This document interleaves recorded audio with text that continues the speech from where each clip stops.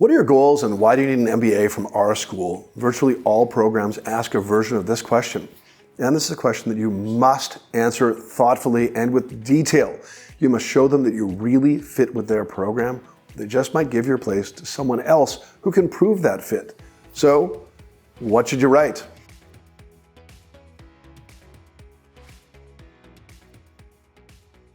Hi, I'm Shinewald, founder of mbaMission. I have both helped countless applicants perfect their personal statement, and I'm here today to dissect an actual personal statement with you so that you can learn the do's and don'ts, so you can reveal your fit with your target program. And one quick note, this is not a template.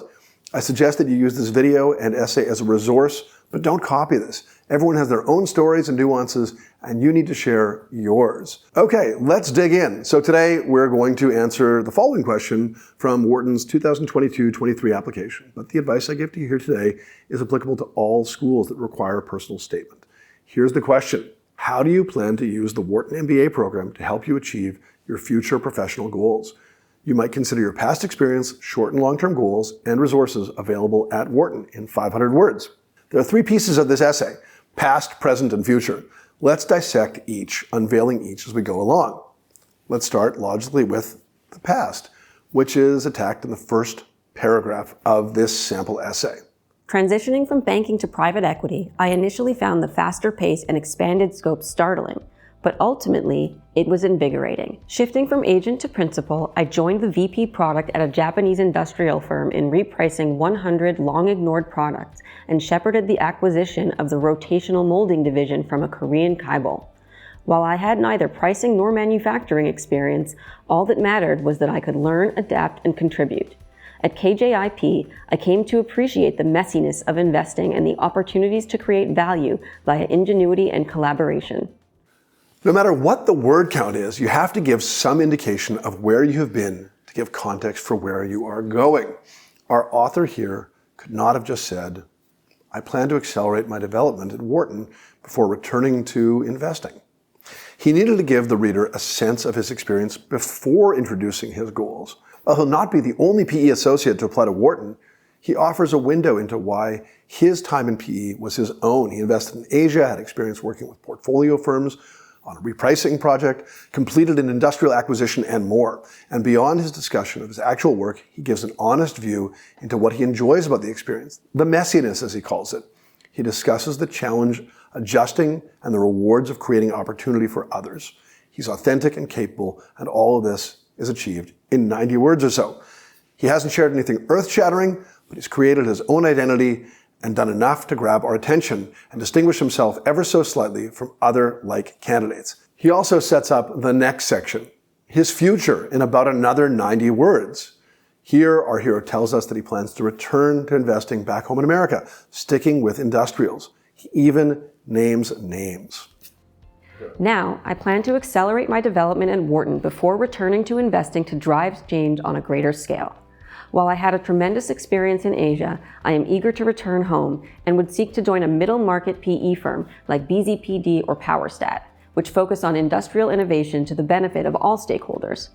Longer term, as I develop my leadership skills and breadth of industrial experience, I aspire to become a partner at a PE firm or to a CEO position with a larger industrial firm where I can truly lead change. Let's take a step back. Our hero does not need to save the whales or shift into tech to excite the AdCom. He just needs to show that he has clear goals and they make sense for him, and then ultimately that his MBA will be the bridge to get him there. So he can come from PE, pre-MBA, and go back to PE post-MBA, not a problem. Or he could suggest that he wants to transition into industry right away. He could probably find ways to transition to other careers as well. The industry isn't important, but the logic is. And in this case, this path makes sense for this applicant. And then his long-term goals extend from his short-term goals. So his logic continues, and his goals, while maybe not revolutionary, are importantly significant and ambitious or prestigious. In short, the AdCom sees a credible path for him to be a successful alum. Of course, all of this logic and pathing is critical. It would be strange for our applicant to say that he wants to go from industrial PE into sports management or leadership of a consumer marketing business with the information that we have. So again, logical, credible, ambitious. If I were to critique this portion of the essay, I would say that he might give another sentence of depth here. His goals are possibly a little bit thin. Maybe he could elaborate on the work he would seek at his post-MBA firm, or offer an intermittent goal that would lend more credibility to his long-term goal of getting to that C-suite. Of course, if he did so, he would need to find other words in this essay to cut, because at Wharton, there's a hard cap of 500 words. You literally can't enter a word more in your application. Not a word. At other programs, you don't have to worry about that. You get a little more flexibility, but we wouldn't go more than, say, 5% over as a maximum. Finally, the bulk of his essay is on Wharton, about 60% of it. That's great. They want to know that you've done your homework because, again, they have thousands of applicants and don't need to accept anyone who lacks knowledge of their program. So let's really prove that we did our homework in the following section.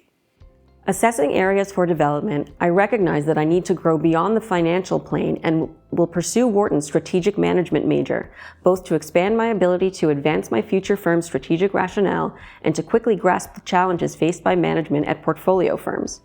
After taking core courses like Operations, Information, and Decisions and Foundations of Teamwork and Leadership to deepen my managerial point of view, I would specialize via electives like Managing Organizational Change, Corporate Diplomacy, and Advanced Global Strategy. Of course, beyond Wharton's course options, I find the opportunities to unify theory and practice to be incredibly compelling. In particular, I would pursue the Advanced Management Practicum so that I could collaborate with classmates by providing actionable solutions for a specific management problem while gaining the enduring benefit of a consultant's perspective. And a global modular course like Supply Chain Management in Mexico would introduce me to our most vexing global business issue while expanding my network within industry and with classmates. I feel fortunate to have already witnessed the role my diverse and dynamic Wharton classmates will play in my education. I recently visited my cousin, Tariq Masood, Wharton 22, and observed his managerial decision-making class, also attending that week's pub. Both class and pub revealed a community that comes together to share ideas and even laughs together amid the intensity of the experience.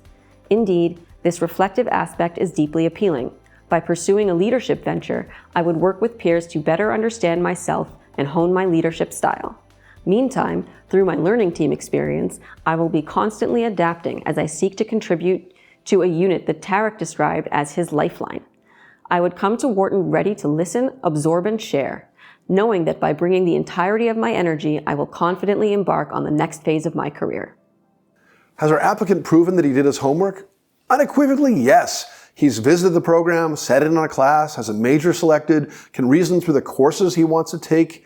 He notes experiential opportunities. He has knowledge of their learning team model and more.